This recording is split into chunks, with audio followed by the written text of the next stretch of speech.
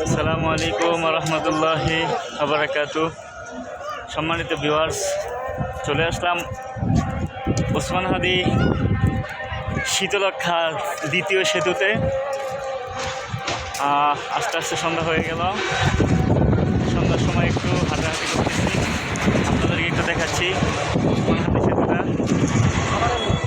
মাশাআল্লাহ, খুব সুন্দর। আমার বন্ধু আছে এখানে, আব্দুর রহমান। এখানে আছে মোহাম্মদ শাহিদুল ইসলাম। বন্ধু অনেকদিন আসছে, অনেকদিন পরে বন্ধুকে পেয়ে আমরা খুব খুশি।